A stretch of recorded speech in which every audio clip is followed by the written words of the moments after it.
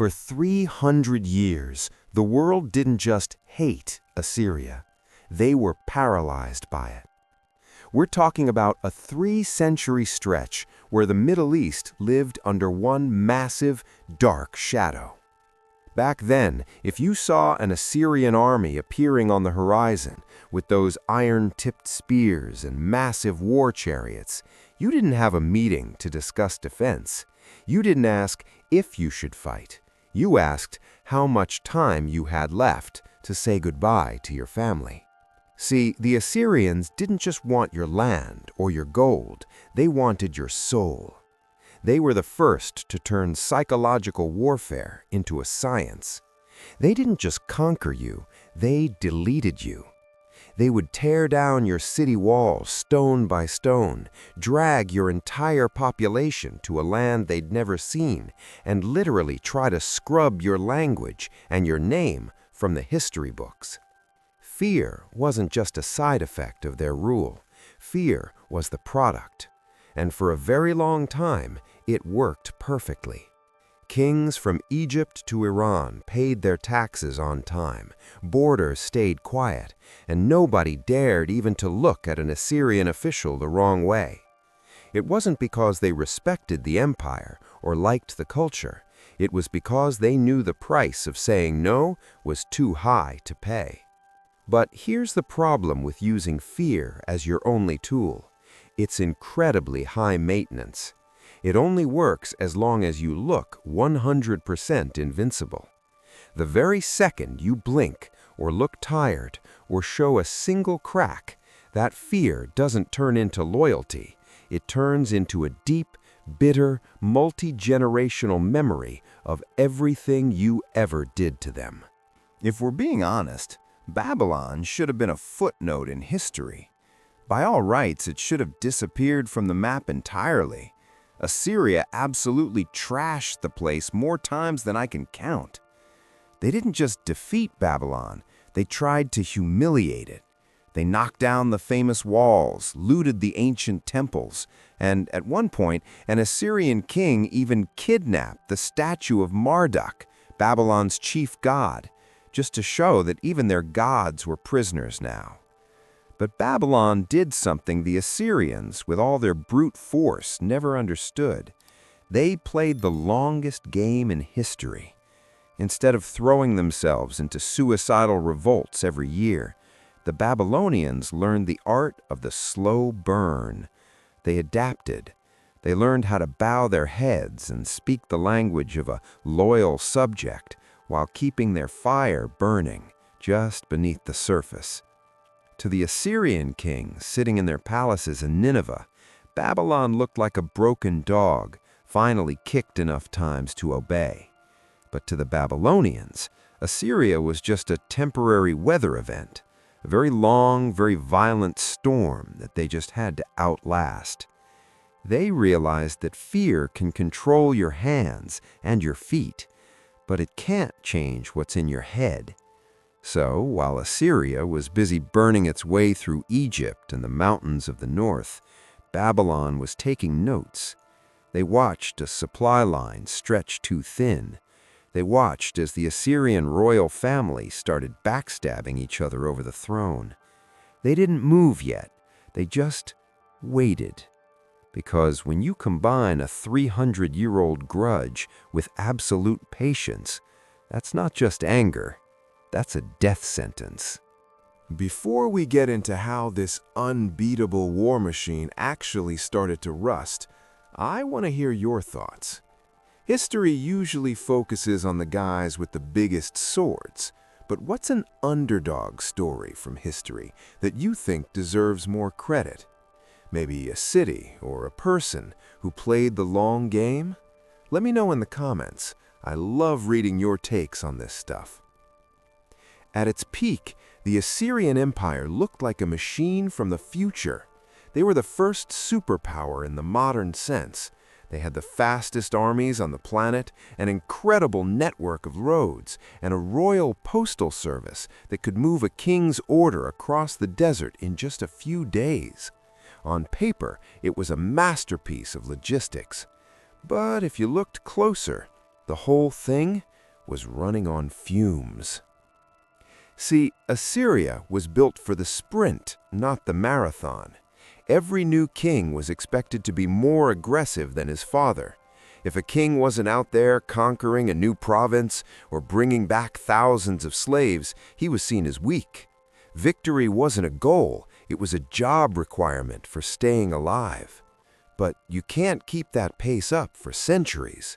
Eventually, the empire got too big to manage.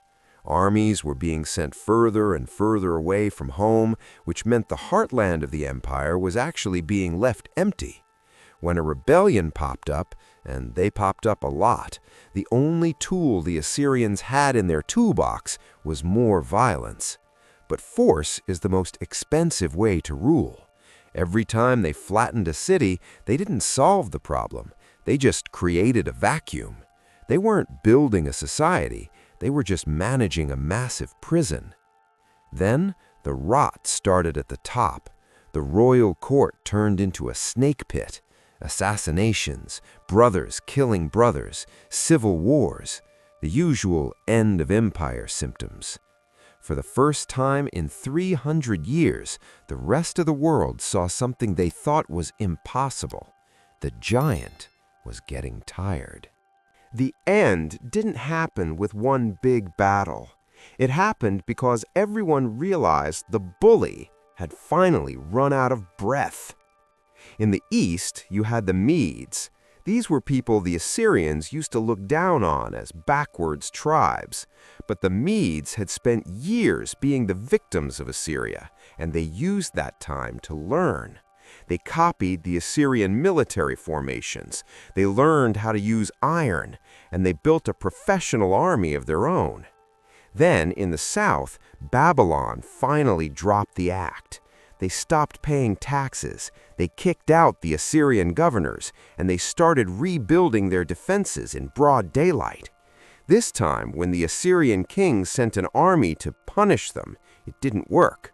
The Babylonians fought back, and they actually won. For the first time in history, the rebellions weren't just random, desperate riots. They were coordinated.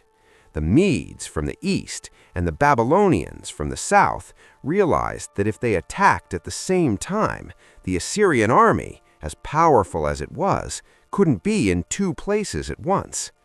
The fear formula was broken. Once a city realizes the empire is too busy to come and burn them down, that city stops being a province and starts being an enemy. What was once unthinkable, the total destruction of Assyria, was suddenly the only thing people were talking about. By the year 612 BC, the unthinkable happened. The enemies were at the gates of Nineveh. Now, you have to understand, Nineveh was the New York City of the ancient world, but built like a fortress. Its walls were so thick you could drive multiple chariots across the top of them. It had massive parks, libraries, and defenses that were supposed to be state-of-the-art. It was the center of the universe. But when the Medes and Babylonians surrounded it, all that gold and stone didn't mean a thing.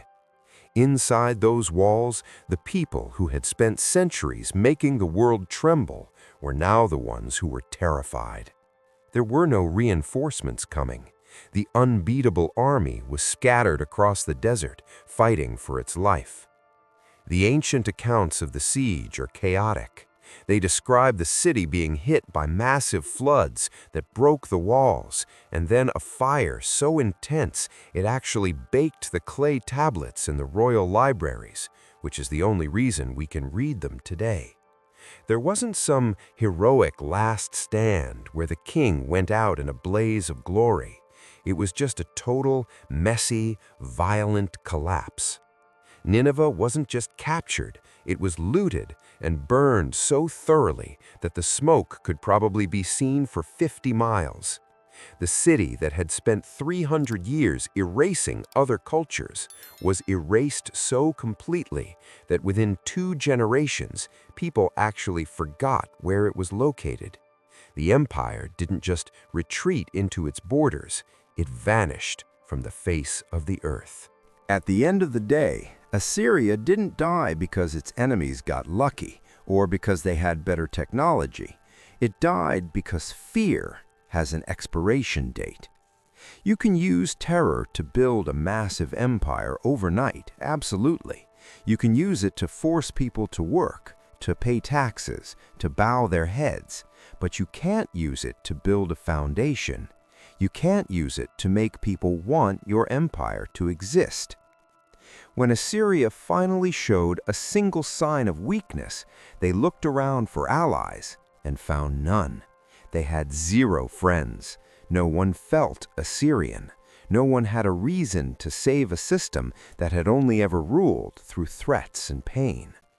All that's left today are the ruins and those famous stone carvings of kings bragging about how many cities they burned. It's kind of ironic. Those carvings were meant to scare people forever, but now they just serve as a museum exhibit on how not to run a country. Future empires actually learned a lot from Assyria. They copied their roads, their logistics, and their military structures. But the ones that survived for a long time were the ones that learned the bigger lesson. Power built on fear can grow fast, but it cannot endure. Because the second that fear starts to fade, you've got nothing left to hold the world together. That's the real legacy of Nineveh. Not the empire, not the gold, just a 2,600-year-old warning. If you found this story of the long game as fascinating as I did, do me a huge favor and hit that like button. It helps me keep making these deep dives. And if you're new here, subscribe and hit the bell so you don't miss our next video. Thanks for watching, and I'll see you in the next one.